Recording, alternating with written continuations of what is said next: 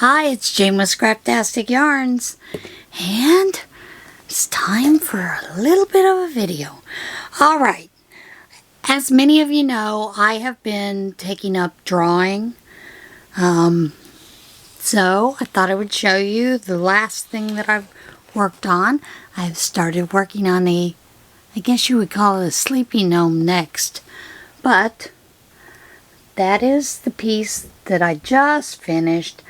I was not happy with the shading last week, but I'm very happy with the shading this week. So it's finished, and it will be going up on, I guess you call it the Wall of Fame, I don't know. At the Senior Center, they have a set of 3 boards, you know, the big boards that you would put pictures, notices, those kind of things on. And each of us that are in this class, we have a slot. And right now we're able to put up 8 pictures that we've done. So that one will be going up on the wall this week. So I'm thrilled with that. Now my next challenge is to work, and it is a white ceramic gnome. That is kind of sitting on the ground, head cocked, and a little bit on the sleepy side. I'll put a picture in here of it. But that is my next challenge, to draw that. And granted, it's only about this big, but I'm doing an exercise to expand it and to learn to do ratios so that I can make it a larger piece. So there you go. Alright, I did finish a hat. Now this hat is a Lion brand pattern. I'm using homespun, or as I refer to it, hellspun. I don't really like hellspun, but there were 4 skeins of this and no one else was taking it, so I decided I would take it. It'll make a nice soft hat for the Boxes of Hope, which is a charity that a local woman started here to help give out just a small piece of hope to cancer survivors or to those that are going through cancer treatment, that kind of thing. And so, yeah, I am doing a couple of hats so that I can send those to her for that project. If you would like to help out, you can send soft hats to the P.O. Box here, and I'll be more than happy to show those and get those to her.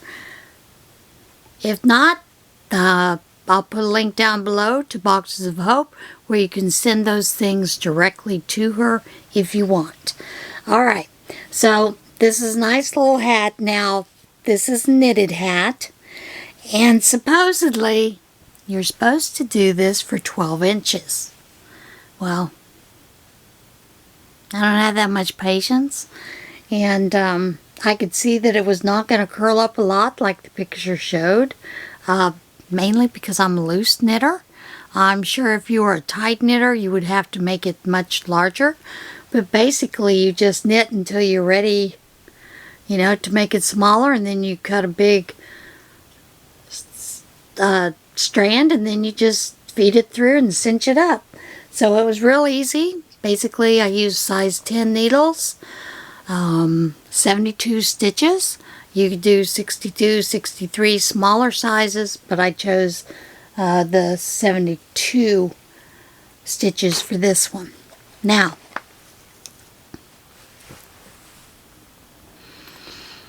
out of those, I have 3 more skeins. So, I am actually making a scarf, because I'm not going to make all hats out of this, and I'm not really finished with it. And this is homespun in the alpine green color. Like I said, there were 4 of these skeins, so partial one of these made the hat, and then I started the scarf. So I am making a scarf to go with that. It's not going to go with this hat. I will make another hat that will go with this, that will be crocheted. And then with the other skein, rest of that skein. I'm gonna do a cheat method because I was at Ollie's and found this Huga fur, and the color of this is leafy. Now, granted, they don't necessarily go together, but when you put them together, they work fine together. I did a small sample with one of these, but these were $4.99, so I picked up 2 of these. Not only that, but whatever is not used for the hat and the scarf on those other 2 skeins, I will put with something else, probably to make fidget mats or fidget mitts or hand warmers or something. But yeah, I will make something out of that. Now that is it for the objects that I have done so far. As you know, Crystal from Chronically Crocheting is wanting to be a fairy, so I pulled off some patterns that I'm getting ready to start this evening in hopes on getting quite a few numbers of those done. I have some scraps of yarn, so I thought I would do that. One of those is a rainbow, and I want to say an Anvil Granny. Today's can't remember what today's is. But if you've been following that blog, they've been doing amigurumi, free small amigurumi, like for backpack buddies, those kind of thing. And yesterday's was a rainbow. I don't remember what today's is, sorry folks. But a couple of days there was an elephant. Supposedly these take an hour, you know, to crochet, finish, that kind of stuff. So I plan on doing a few of those. I do have a couple of patterns from Stringy Dingy that I am going to be working on, but those will be next week. So, you know, it's basically a pretty short episode today. I don't think that's a bad thing. You know, we all have lots of things to do. So, are you ready for a little water intonation now? Alright. Man inflates 10 balloons in 60 seconds using only his nose. What a talent. An Idaho man broke a Guinness World Record by using his nose to inflate 10 minutes in 1 minute. David Rush, who has broken nearly 250 Guinness World Records to promote STEM education, and that is a science-based education in the classroom, said he first took aim at the balloon inflating world record about 5 years ago, but issues including cold seasons and allergy seasons kept him from exceeding the previous record of 9 balloons. Rush said the Guinness rules required each balloon to be inflated with the nose tied off and out of his hands by the end of the 60-second time period. 60-second time period. Rush successfully captured the record by inflating 10 balloons in the allotted time. The previous record, not his, was set in 2016 by fellow serial record breaker Ashrita Furman. So there you have it. David is now the new record holder. You know, we all have a lot of animals that kind of annoy us, things like this, but I can't imagine what this zookeeper has going for her, having to care for this certain animal. But I'm sure it's interesting. Mischievous monkey swipes cell phone, calls 911 at a California sanctuary.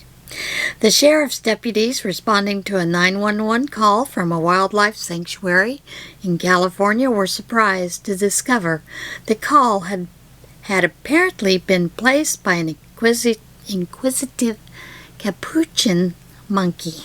Hope I pronounced that correctly. The San Luis Obispo County Sheriff's Office said in a Facebook post that dispatchers received a 911 call this week that quickly disconnected, and attempts to call the number back were not answered. Deputies went to the source of the call, Paso Wildlife Sanctuary Zoo to you, but workers said they were unaware of any emergency calls placed from the facility. Deputies and zoo staff continued to investigate and were eventually able to identify the likely caller, a capuchin monkey named Route. The sheriff's office said Route had apparently gotten hold of a zoo cell phone kept in a golf cart and either dialed 911 or used the cell phone's emergency call function.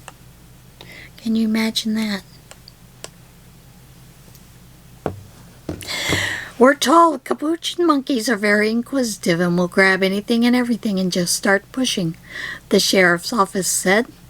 And there is video of the monkey with the person whose cell phone was used. Now, you know, Pomeranian dogs are pretty fierce dogs, but they're also kind of tiny. Pomeranian chases bear through Colorado neighborhood. A Colorado woman's home security camera captured video of the moment that a black bear wandering through her neighborhood was chased off by a neighbor's small dog. The Castle Rock resident said her whiz security camera captured video of the bear about 2:30 a.m. Wednesday. The video shows the bear fleeing past the camera owner's home. Moments later, the cause of the bear's distress is revealed: a Pomeranian puppy chasing after the Bruin. The homeowner said the dog belongs to her neighbor. Colorado Parks and Wildlife warned residents that bears in the state are becoming more active as they prepare for hibernation. So isn't that great? The neighbor's puppy was looking after her neighbor. Whew. You know, sometimes when you go out to eat, the things you find and the things you're eating surprise you, but I'm sure this man was pleasantly surprised with this. Man finds rare purple pearl in his clam at Delaware restaurant. A Pennsylvania man eating with his family at a Delaware restaurant made a surprising discovery inside of a clam, a purple pearl. Scott Overland of Phoenixville was eating at the Salt Air restaurant in Rehoboth Beach with his wife and children when the discovery was made inside a northern quahog clam. At first, my wife thought it was, like a bead or one of those, kind of like one of those dot candies on the paper. Overland told WCAU-TV, "We thought the chef dropped something in there." The family soon realized the object was a pearl. "We had never heard of a pearl in a clam. I always thought they came in oysters," Overland told Delaware Online. Ballard Clams and Oysters spokesman Tim Parsons said both oysters and clams are known to produce pearls. He said he hears of diners making similar discoveries 2 or 3 times a year. "Usually it's over a dentist claim," he joked, "but you can definitely get it graded and they are worth money." Overland said he is planning to have the pearl appraised. Can you imagine? Aren't you glad that he probably didn't bite into that? I'm sure he is. Saved his tooth. Water. Necessary for life. Huge waterspout churns offshore as lightning flashes. Boo Freeman filmed a massive waterspout off the coast of Destin, Florida. It's that kind of weather, folks. About 50 miles east of Pensacola before most people had their first cup of coffee. What a morning, wow. Freeman posted on Instagram. Multiple videos and photos posted to his social media showed the storm, Northwest Florida Daily News reported. Freeman told AccuWeather that the photogenic waterspout dissipated offshore. "I've seen many waterspouts just last week. We had another one pass by." AccuWeather senior weather editor Jesse Farrell pointed out that this was not a typical waterspout. It looks like it was a legitimate tornado over water formed by a supercell thunderstorm. Not a weak waterspout spun up from a rain shower. Radar showed a strong thunderstorm formed just offshore and moved southeast. The National Weather Service issued a special marine warning for offshore waters shortly after the waterspout was sighted. This is the 5th waterspout reported by the National Weather Service off the Florida Panhandle this summer. Data on how often waterspouts occur isn't well updated, and most of them go unreported entirely, Farrell said. Many of the waterspouts reported in northwest Florida this season have been off the coast near Tallahassee, and the one in Destin is the farthest west of the bunch so far. And there you have it for the What in Tarnation. We're going to close, of course, with a lovely little devotion. For His glory, I will do whatever you ask in my name, so that the Father may be glorified in the Son. This comes from John 14:13. You have the power of Christ at your lips. How does this resonate with you? And how do you reconcile this incredible truth with seemingly unanswered prayers? He promises to do whatever we ask in His name in order to glorify the Father. Jesus sees well past today. Perhaps to truly bring glory to God, we sometimes need an answer other than yes, no matter how sincere our hearts or how worthy our request. What has God said no to lately? And sometimes when He says no, it's basically because it's part of His plan for us to move forward. Or it is a learning experience for us. So, and regardless of if you believe in God or not, there are a lot of things you can learn from the Bible. Just peace of mind comes to mind for me. All right, folks, that's it for today. Remember to love one another, love yourself, be kind to yourself, be kind to others, and as always, get out there and see this big, beautiful world we live in, and see some of that glorious work that God has created for us, or Creator, whatever you want to call it. See you guys soon. Bye.